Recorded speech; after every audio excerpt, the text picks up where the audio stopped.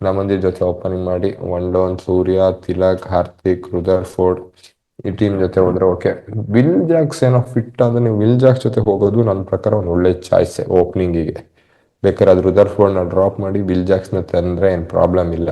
ಯಾಕೆಂದ್ರೆ ನೀವು ಓಪನಿಂಗ್ ಎಲ್ಲಿ ಸೆಟ್ ಆಗ್ತೀನಿ ಅಂದ್ರೆ ತುಂಬಾ ಕಷ್ಟ ಆಗುತ್ತೆ, ಬೇಗ ವಿಕೆಟ್ ಬೀಳುತ್ತೆ, ಪವರ್ ಪ್ಲೇಯರ್ ರನ್ ಬರಲ್ಲ ಅಂದ್ರೆ ವಿಲ್ ಜಾಕ್ಸ್ನ ಫಿಟ್ ಮಾಡೋದು ಒಳ್ಳೇದು. ಯಾಕೆಂದ್ರೆ ಬೌಲಿಂಗ್ ಆಪ್ಷನ್ ಸಿಗುತ್ತೆ. ಈ ಸ್ವಲ್ಪ ಬೌಲಿಂಗು ಈಗ ಕ್ಲಾರಿಟಿ ಇದೆ ಯಾರಿಗೆ, ಮುಂಬೈ ಅವರಿಗೆ 8 overs ಟ್ವೆಲ್ ಸಿಗುತ್ತೆ. ವಿಲ್ ಜಾಕ್ಸ್ನ ಆಡ್ಸಿದ್ರೆ ಅದೊಂದು ಆಪ್ಷನ್ ಸಿಗುತ್ತೆ. Will Jacks powerful hitter, Rutherford ಅಷ್ಟೇ ಹಿಟ್ಟಿಂಗ್ ಕೆಪಾಬಿಲಿಟಿ ಇದೆ, ಬಟ್ ಎಲ್ಲಿ ಬೇಕಾದ್ರೂ ಆಡಿಸ್ಬೋದು ವಿಲ್ ಜಾಕ್ಸ್ನ.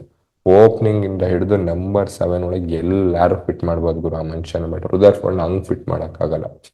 ಬಟ್ ಈ ಮತ್ತೆ ಬೌಲಿಂಗು ಅಷ್ಟೇ, ಪವರ್ ಪ್ಲೇಯರ್ ಕೊಟ್ಟರು ಬೌಲಿಂಗ್ ಮಾಡ್ತಾರೆ, ಮಿಡ್ಲ್ ಓವರ್ಸ್ ಅಲ್ಲಿ ಬೌಲಿಂಗ್ ಮಾಡಬೇಕು ಕೆಪಾಬಿಲಿಟಿ ಜಾಕ್ಸಿಗಿದೆ. ಅದು ಒಂದು ಒಳ್ಳೆ ಚಾಯ್ಸ್ ಆಗುತ್ತೆ ಗುರು ನಿಮಗೆ. ಇಷ್ಟು ಬೇಕಿತ್ತು. ಇವರು ನಮ್ಮ ಮಿಚೆಲ್ ಸ್ಯಾಂಟ್ನರ್ ಅವರು ಇಂಜುರಿ ಆಗಿದ್ದಾರೆ, ದೊಡ್ಡ ಹೊಡೆತ ಅಂತಾನೆ ಹೇಳ್ಬೋದು ಮುಂಬೈ. ಅದ್ರ ಬದಲಿಗೆ similar spinner, left arm spinner Keshav ಮಾರನ್ನ ರಿಪ್ಲೇಸ್ಮೆಂಟ್ ಆಗಿ ತಗೊಂಡಿದ್ದಾರೆ.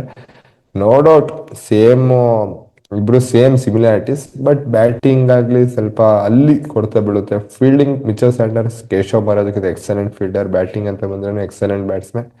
ಸ್ವಲ್ಪ ಅವೆರಡು ವಿಭಾಗದಲ್ಲಿ ಇದಾದ್ರು ಬೌಲಿಂಗ್ ಇಬ್ರು ಸಿಮಿಲಾರಿಟೀಸ್ ಇದೆ, ಹಂಗಾಗಿ ಏನು ಅಷ್ಟೊಂದು ಪ್ರಾಬ್ಲಮ್ ಆಗಲ್ಲ ಬೌಲಿಂಗ್ ವಿಭಾಗದಲ್ಲಿ. ಕೇಶವ್ ಮಹಾರಾಜನ ನೀವು ಆಡ್ಸ್ಕೊಬಹುದು. ಮತ್ತೆ